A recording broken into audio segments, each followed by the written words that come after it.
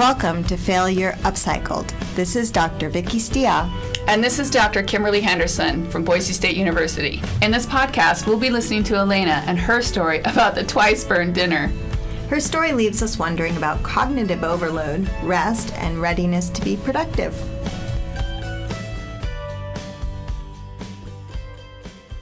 Hi, Dr. Henderson. My name is Elena, and I'm a communication major.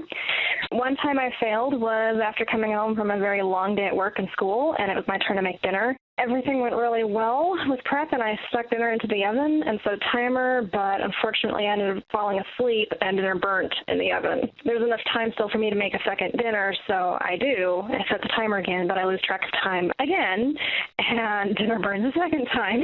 Then after that, my boyfriend came home and laughed and then made me laugh, and then we actually went out for sushi after that. So, yeah, that was the time I failed. Bye.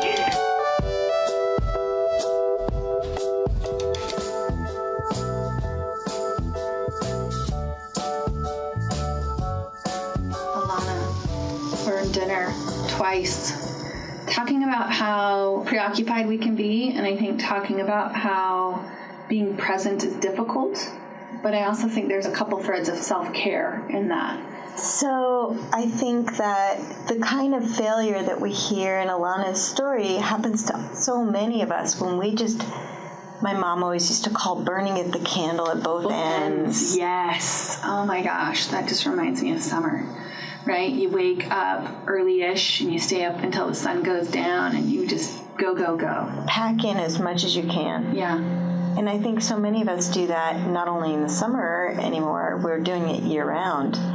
We're doing it year-round, but I also think we fill up those what could be pregnant pauses. You know, we fill up those slight brain down times with our phones, with, like we might not be in the activity of doing something for work or studying for a class, but we don't sit idle anymore. I mean, we definitely fill up our time with action and activity, and there's some real value in downtime. Yeah. So lots being talked about right now about cognitive overload. Okay. With technology. Oh, yeah. That comes up quite a bit, that what you're talking about is that I'm constantly, my brain is working in school. In between my classes, I'm looking at my phone, and then my brain goes to, whatever messaging I'm getting, or, an email, or I'm worried about getting on the schedule at the right time for my schedule next week at work. I mean, so many things are taxing our brain. Yeah. And so you have somebody like Alana who gets home and she's like, okay, I got to move on to the next thing. Got to make that dinner. She shuts down. She stops and she shuts down. Yeah. Have you ever done that? Oh, yeah. And I've experienced that same thing. It's like, okay, I just can't make myself move now that I stopped. Yes. Yeah. And it's tough. Well, then it's also hard to get back on task, but I think that there's something that we're not listening to when we push through those things, like, sleeping enough. So I got my Fitbit, right? I don't know if I told you, but the greatest gift of my Fitbit is a new awareness of my sleeping. And it's really changed how I think about and treat my sleep. Like I have better sleep hygiene, is what they call it, right? I'm more mindful of transitioning to sleep. I'm more mindful about eliminating distractors or things that might wake me up more easily. I'm also pretty protective of my sleep time. I love waking up pre-dawn. I am not good at staying up past midnight or past 11 p.m.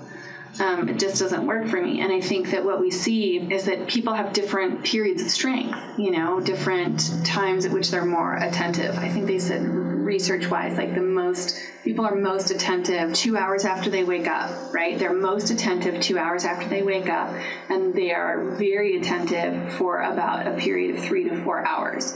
So let's say you work 9 to 5, and you wake up at, let's say you're ambitious and you wake up at 8 a.m., right? A full hour before you have to be at work, and you get yourself ready for the day, you get breakfast, you get all that stuff, and then you get to work at 9, right? Technically, according to the science, your brain is still not at its potential, right, for attention and retention for at least another hour.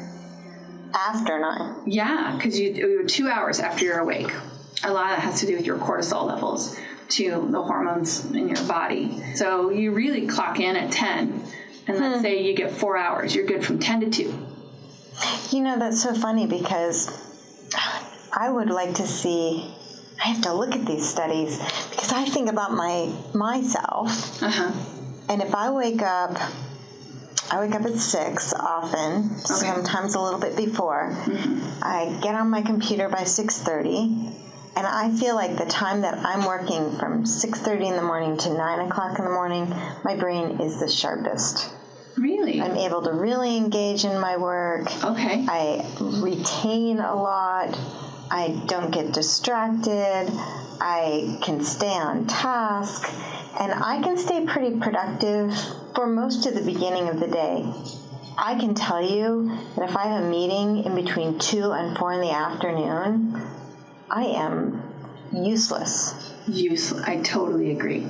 I'm done with the day at 3 o'clock. I think part of that has to do with the fact that my kids get out of school. And so I think my brain just shifts to caretaking mode.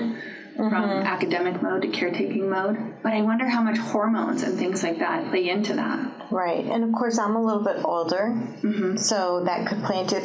So I guess one of the questions that I would say, or one of the things I would wonder for folks who are listening is, you and I both paid attention to our productive hours. We're thinking about, I don't want to be in this situation where I'm like Alana and I've got to do something and I'm crashing on the couch. Yeah. Whether it's burning dinner or getting a review done or something like that I have to do. So I try and schedule the time that I need to be the most keen mentally and do things that really need that kind of sharpness. So I have to think about what are my productive times. And how much resources you actually have. Yeah. Right? Yeah. When do you work best? So I would say, like, sort of as a self-care new awareness, right? Not only just thinking about your own sleep hygiene, how well you're sleeping, how often you're sleeping, how productive that sleep is, but then your productive times of the day. Yeah. But just thinking about time more and paying more attention to when you are less attentive. Yeah. You know, so maybe that's the piece from this fail story is think a little bit more about your own thinking. Yeah. Yeah. Sometimes when I have taught before, I've included time management in my classes, and I've asked students to be intentional about mapping out their time. And I think Elena's story is really helpful because it gives us what are the downsides to not doing that kind of analysis. And burn dinner is not the end of the world. But 2 burn dinners? 2 burn dinners, that should be telling you that's something. Diagnostic, yeah. It's like your body is saying, no more. You have stretched me too far. Yeah, we are tapped out. Right. And so, what are your signals that you're getting from your body? Right? I love the idea of time management. But I think that is only going to be as effective as your own reflection and awareness of what those needs are. Yeah. So pay attention to yourself. Yeah.